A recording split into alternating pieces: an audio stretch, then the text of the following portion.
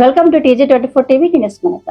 అంతర్జాతీయ మహిళా దినోత్సవం సందర్భంగా ఆల్విన్ కాలనీ డివిజన్ పరిధిలోని PJR నగర్ మల్టీపర్పస్ కమ్యూనిటీ హాల్లో డివిజన్ మాజీ కార్పొరేటర్ దొడ్ల వెంకటేష్ గౌడ్ ఆధ్వర్యంలో నిర్వహించిన మహిళా దినోత్సవ వేడుకలకు ముఖ్య అతిథిగా షేర్లింగంపల్లి శాసనసభ్యుడు అరికపూడి గాంధీ హాజరై మహిళలను సన్మానించి వారి చేతుల మీదుగా బహుమతులు అందజేశారు. వివిధ రంగాలలో సేవలు అందిస్తున్న మహిళలను ఎమ్మెల్యే గాంధీ మరియు మాజీ కార్పొరేటర్ వెంకటేష్ గౌడ్ సన్మానించి బహుమతులు అందజేశారు. ఈ సందర్భంగా ఎమ్మెల్యే మాట్లాడుతూ తల్లిగా లాలిస్తూ చెల్లిగా తోడుంటూ భార్యగా బాగోగులు చూస్తూ దాసిలా పనిచేస్తూ కుటుంబ భారాన్ని మోస్తున్న మహిళలందరికీ పాదాభివందనాలు తెలియజేస్తున్నారన్నారు. నేటి కాలంలోని మహిళలు విద్య, వైద్యం, వ్యాపారాలు, రాజకీయాలు, క్రీడలు, అంతరిక్షం వంటి అన్ని రంగాల్లో అద్భుతంగా రాణిస్తున్నారు అని కొనియాడారు. మహిళలను గౌరవించడం ప్రతి ఒక్కరి బాధ్యత అని గుర్తు చేశారు. ఇంత అభివృద్ధి చెందిన ఆధునిక సమాజంలో కూడా ఇంకా మహిళలను చిన్న చూపు చూస్తూ కించపరుస్తూ వారి మీద అగాత్యాలు చేస్తున్న మానవ మృగాలను కఠినంగా శిక్షించాలని అన్నారు. ఈ కార్యక్రమంలో హైదర్ నగర్ డివిజన్ మాజీ కార్పొరేటర్ నార్నే శ్రీనివాసరావు, సీనియర్ నాయకులు రఘునాథ్ రెడ్డి, యువనేత దొడ్ల రామకృష్ణ గౌడ్, నాయకులు, కార్యకర్తలు, మహిళా నాయకురాలు తదితరులు పాల్గొన్నారు.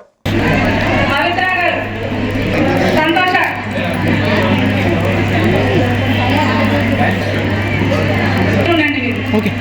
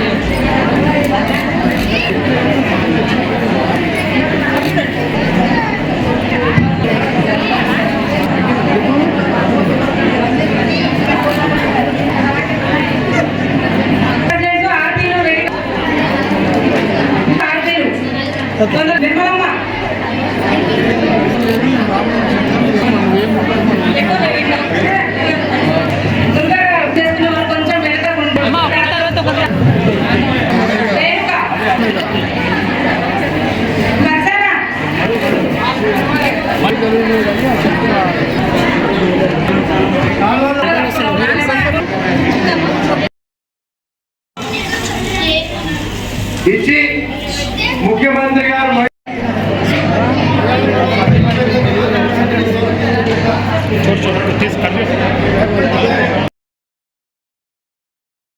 కానీ చందానగర్లో కానీ మహిళా క్యాంటీన్ ఇచ్చాం, కానీ ఇక్కడ ఎవరు తీసుకోలేదు. ప్రపోజల్ ఉంది, ఆ ప్రపోజల్లో ఖచ్చితంగా నేను కష్టపడి చేసుకుంటానే వాళ్ళకి అవకాశం ఇచ్చి చేయించే బాధ్యత కూడా మేము తీసుకుంటామని చెప్పి కూడా ఈ సందర్భంగా తెలియజేస్తాం. దాంతోపాటు ఒక బస్సు, ఒక ట్రైన్, ముఖ్యమంత్రి గారు ఏమన్నారు, బస్సు ఓనర్లు మహిళా సంఘాలు చేద్దామన్నారు. బస్సు ఓనర్లని మహిళా సంఘాలు ఇద్దామని అన్నారు. ఎవడో ఒక కోటిన ఉన్నాడు, మహిళలు ఏంది బస్సు ఏంది డ్రైవింగ్ చేస్తారా? భర్తతో నడిపిస్తారు, అవసరమైతే డ్రైవర్ని పెట్టుకొని నడిపిస్తారు. వచ్చే లాభమే వాళ్ళందరూ అన్న విషయాన్ని, వచ్చే లాభమే మహిళల కోసం తప్పించి నడిపించుకునే అడ్మినిస్ట్రేషన్ కెపాసిటీ అంటే చెప్పాలి. ఇందాక చెప్పా, రాజకీయం గురించి చెప్పా. ఇవాళ సాఫ్ట్వేర్ రంగంలో మెయింటైన్ చేస్తుందంతా ఎవరు? కేవలం మహిళలే. ఓన్ డ్రైవింగ్ మహిళలు ఎంతమంది చేస్తున్నారు? ఆటోలు ఎంతమంది నడుపుతున్నారు? స్కూటర్లు ఎంతమంది నడుపుతున్నారు? క్యాబ్లు ఎంతమంది నడుపుతున్నారు? ధైర్యం ఉండాలి, పట్టుదల ఉండాలి, చేసే పని మీద కాన్సన్ట్రేషన్ ఉండాలి. మహిళ చేయలేని పని ఏది లేదు. ఎందుకంటే గొప్ప కార్యక్రమం ఏంటంటే ఇంటికి వంటకే కాదు, కుటుంబాన్ని మెయింటైన్ చేయడం అంటే అదొక మేనేజ్మెంట్లో ఒక కీలక పాత్ర. అలాగే ఐటీ రంగంలో కానీ, ఇండస్ట్రియల్ రంగంలో కానీ ఇవాళ మహిళలు కీలక పాత్ర పోషిస్తూ ఉన్నారు. భర్తల కన్నా ఎక్కువ సంపాదిస్తూ ఉన్నారు.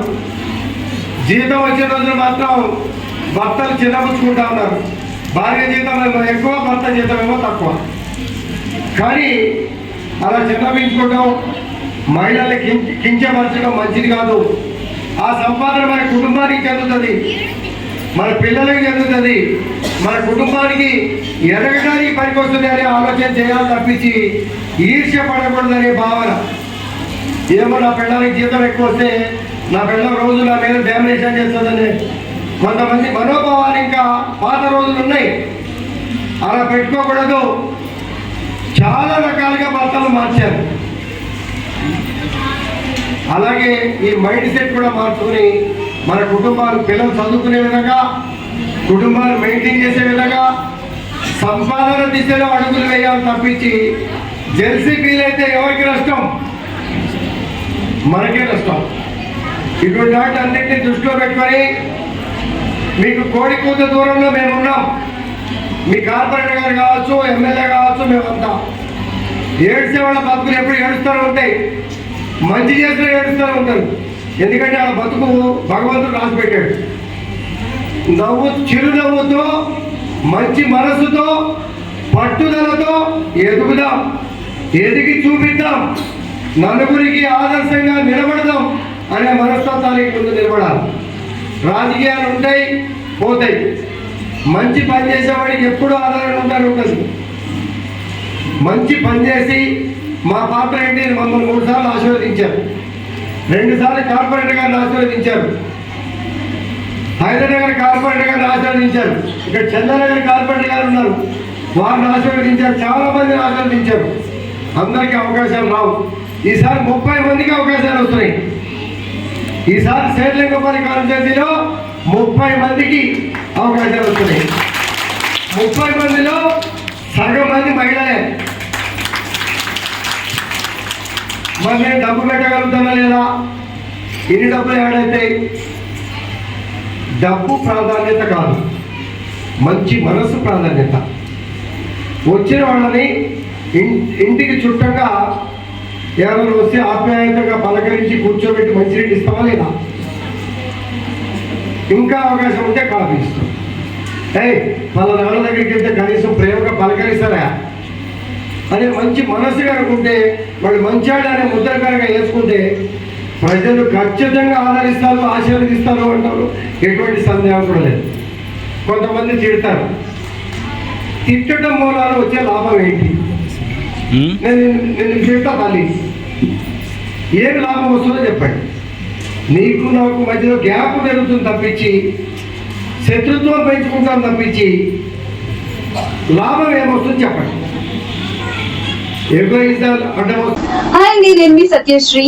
Please do subscribe TG24 TV.